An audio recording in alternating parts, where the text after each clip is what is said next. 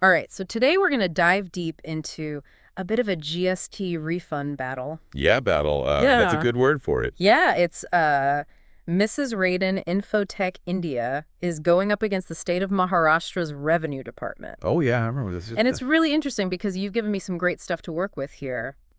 A Bombay High Court judgment and an article that gives us the whole picture of GST refunds in India. Right. And I think our mission today is to really cut through all the legal jargon to make sure that anybody listening who's dealing with tax refunds can really understand what went down and why this matters for them. For sure. And also just what are the big takeaways from this whole thing. Yeah. So basically this all comes down to a tiny little thing called a deficiency memo. Oh, yeah. And we're going to get into why its absence caused so much trouble.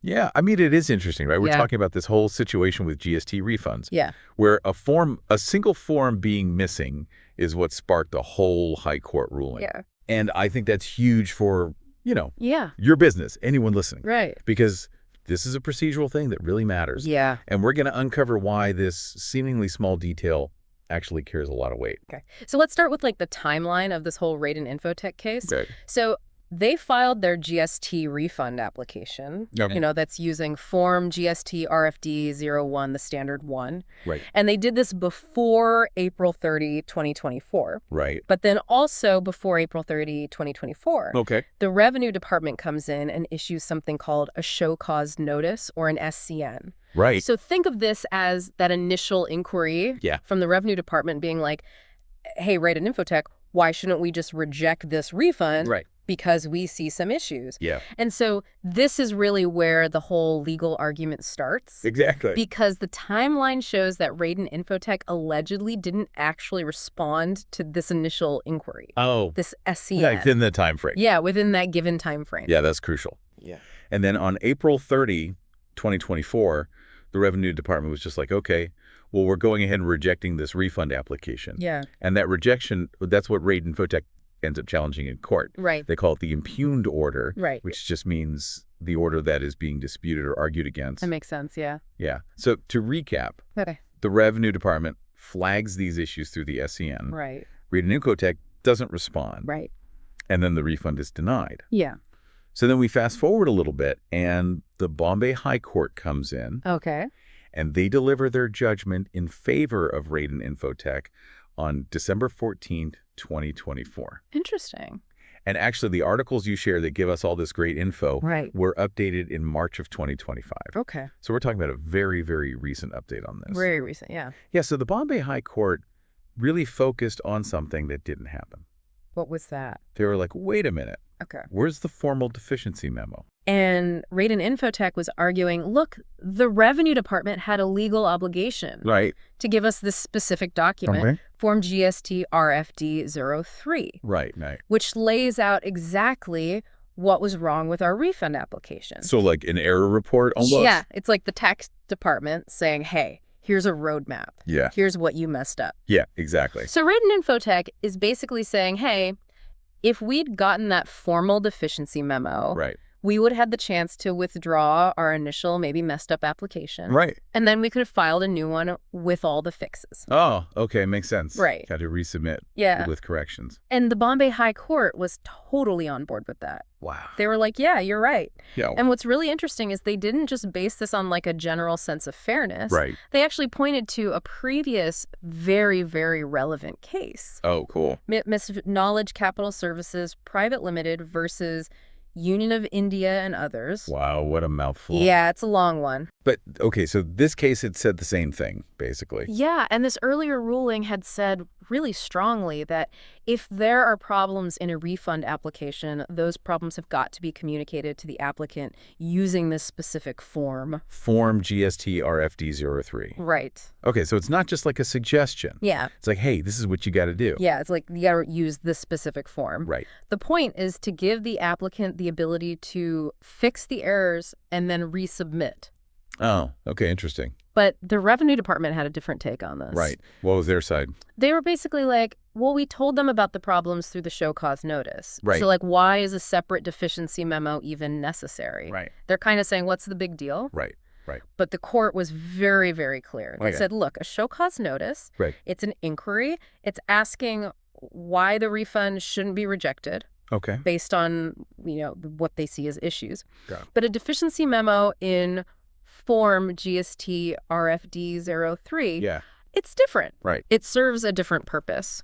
And it's specifically required under the GST rules. Oh, wow. They actually point to Rule 93 of the Central Goods and Service Tax Rules 2017. Wow. You have that memorized? Well, I did my research for today. Well done. So it's like, it's not just any communication. It has to be this specific format to allow for that withdrawal and refiling. Okay, so it's very, very specific. Yes. So the Bombay High Court sides with Raiden Infotech on this. They did. They said, yes, you need that deficiency memo. Right. But. There's a but. There's a but. Always a but.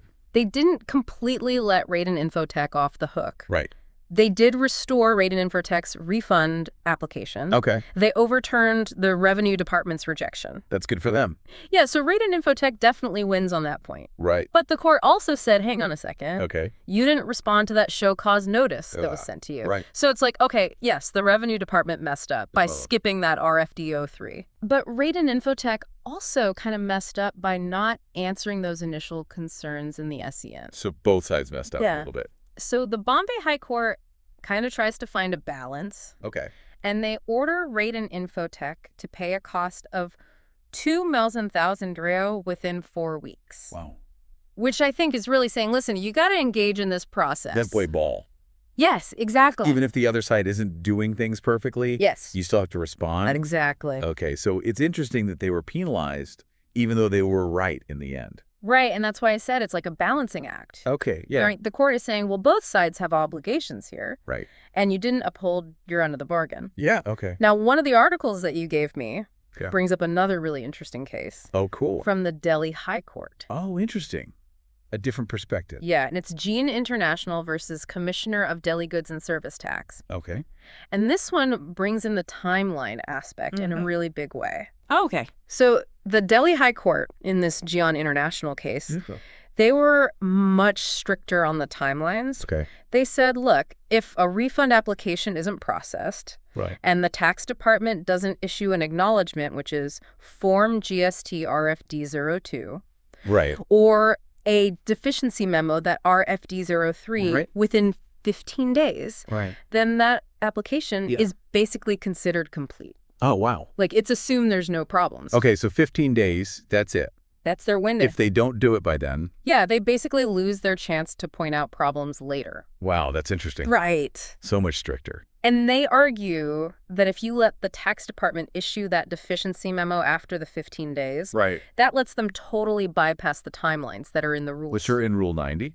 Of the CGST rules. Okay, yeah. So they're saying, no, you got to stick to the rules. You got to stick to those timelines. Interesting. So on the one hand, we have the Bombay High Court saying that RFD 03 is like the essential form of communication. Right. It doesn't matter if you send an SCN. You got to send the RFD 03. Right. And then the Delhi High Court is over here being like, listen, you've got 15 days to communicate any problems. Right. And if you don't do it, too bad. That's it. You've missed your chance. Okay. So very different interpretations. Yes. It seems like different high courts are interpreting these rules differently. Okay. Well, that's not good for, for businesses. It adds to the complexity. Yeah, definitely. So for anyone listening who's dealing with GST refunds, here are the key takeaways. Lay it on me. That Bombay High Court decision in the Raiden Infotech case, it's a huge reminder that the deficiency memo that Form GST RFD 03, it's not just some random procedural thing.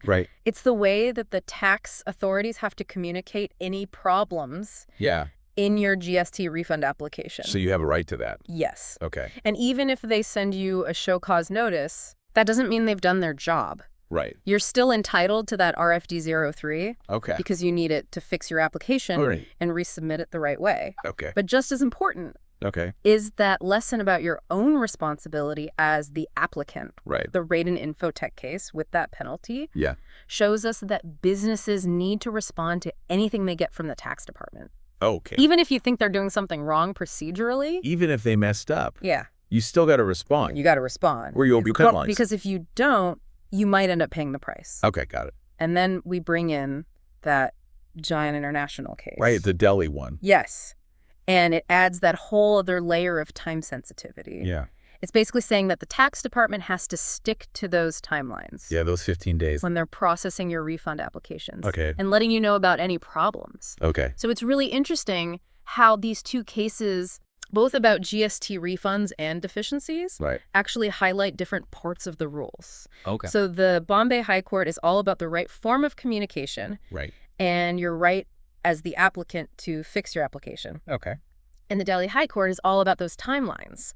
And what happens if the tax department messes up the timelines. Okay, so two different things to be aware of. Yeah. Gotcha. So after all of this, what does this all mean for you as a business owner? Yeah, what should I do with this information? This whole deep dive into the Raiden Infotech case, along with what we learned from the GN International case, really shows us that understanding the right procedures for GST refunds is so important. Okay. Whether you're the taxpayer or the tax authority. For both sides. Yes. Okay. So if you're a business like yours trying to get a refund, you absolutely have to know that you have the right to that formal deficiency memo. Form GST RFD 03.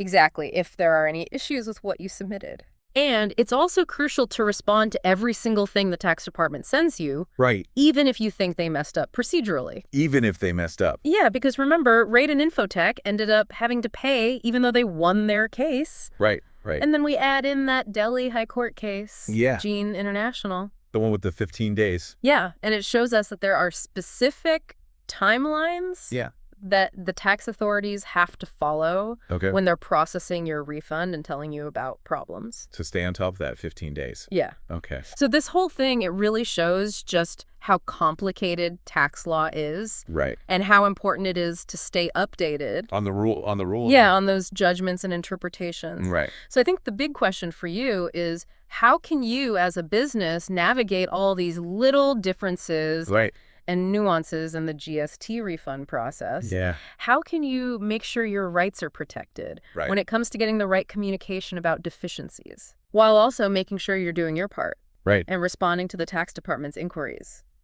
So basically doing everything right. Yeah, doing everything right. Yeah. So I think it would be a great idea for you to really dive into the specifics of Rule 90 of the CGST rules. Yeah.